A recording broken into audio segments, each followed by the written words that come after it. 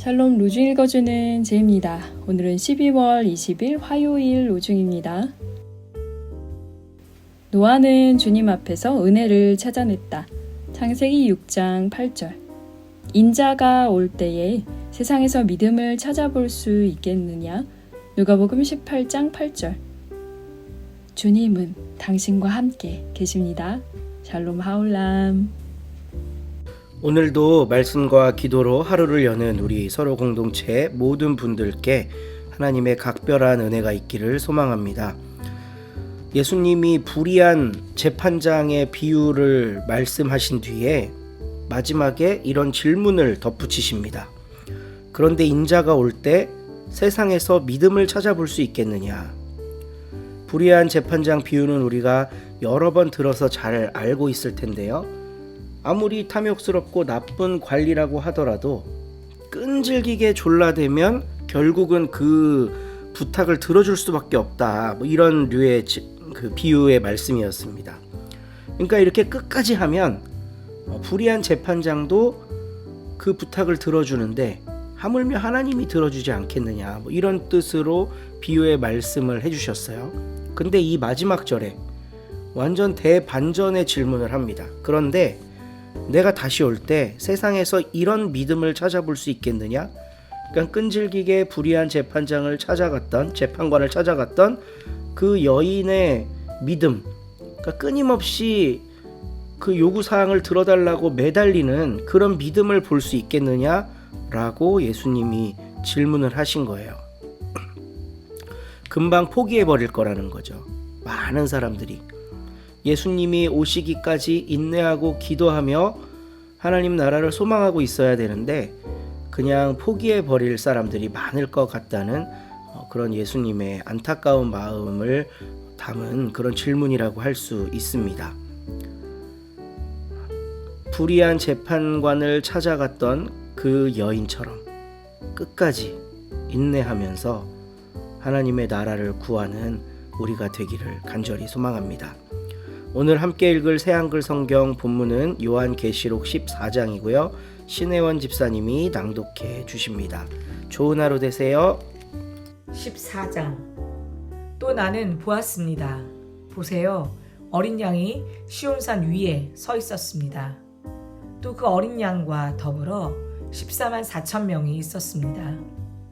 그들의 이마에는 어린 양의 이름과 어린 양의 아버지의 이름이 적혀 있었습니다.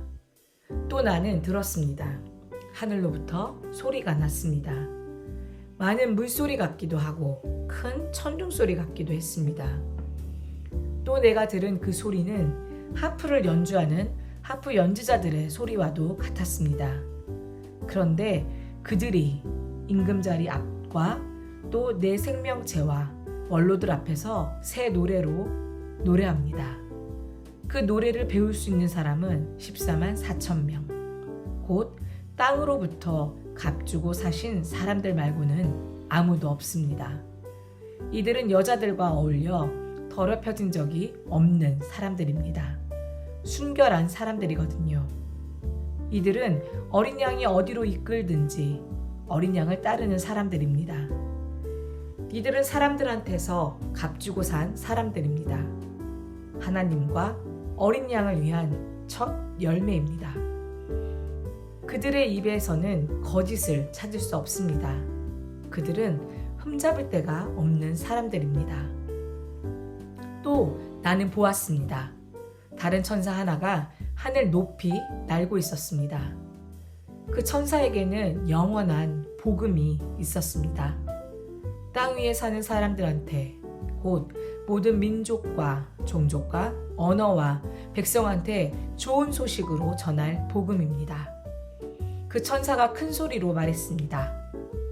여러분은 하나님을 두려워하고 하나님께 영광을 돌리십시오.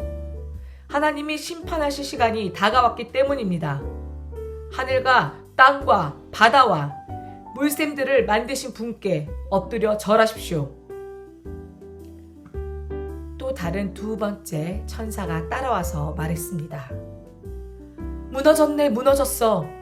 그 큰 도시 바빌론이 한때는 격정의 포도주, 곧 그 도시의 음란한 짓을 모든 민족에게 맛있게 한 그 바빌론이. 또 다른 세 번째 천사가 그들을 따라와서 큰 소리로 말했습니다. 누군가가 그 짐승과 그 짐승의 형상에 엎드려 절하고 자기 이마나 손에 표를 새겨 넣는다고 합시다. 그러면 바로 그런 사람은 하나님의 분노의 포도주를 받아 마실 것입니다. 하나님의 진노의 잔에 부어둔 물을 타지 않는 포도주를 말입니다.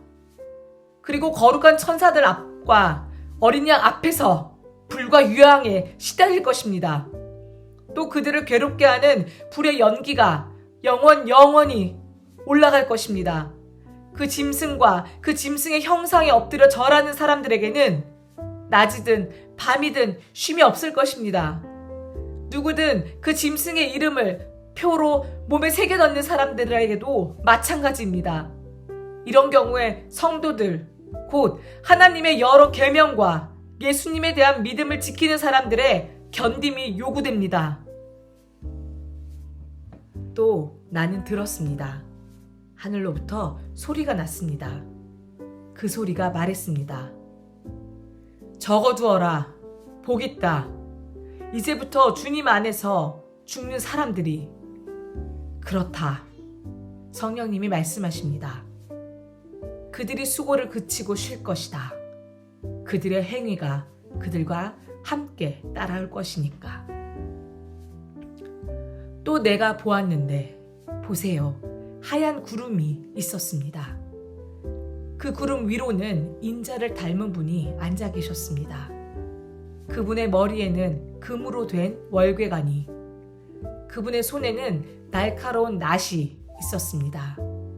또 다른 천사가 성전에서 나왔습니다. 그 천사가 구름 위에 앉아 계신 분께 큰 소리로 외쳤습니다.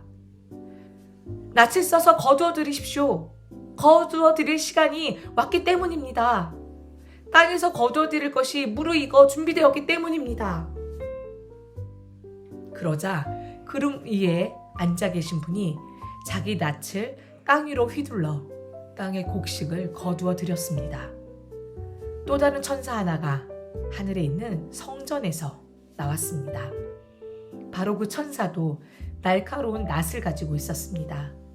또 다른 천사 하나가 제단에서 나왔습니다. 그 천사에게는 불에 대한 권한이 있습니다. 그 천사가 날카로운 낫을 가진 천사에게 큰 소리를 내어 말했습니다. 날카로운 낫을 써서 땅의 포도나무에서 포도송이들을 수확하십시오. 땅의 포도들이 완전히 익었기 때문입니다. 그러자 그 천사가 자기 낯을 땅 위로 휘둘러서 땅의 포도나무 열매를 수확했습니다. 그러고는 하나님의 분노의 포도즙 짜는 큰 구덩이에 던졌습니다.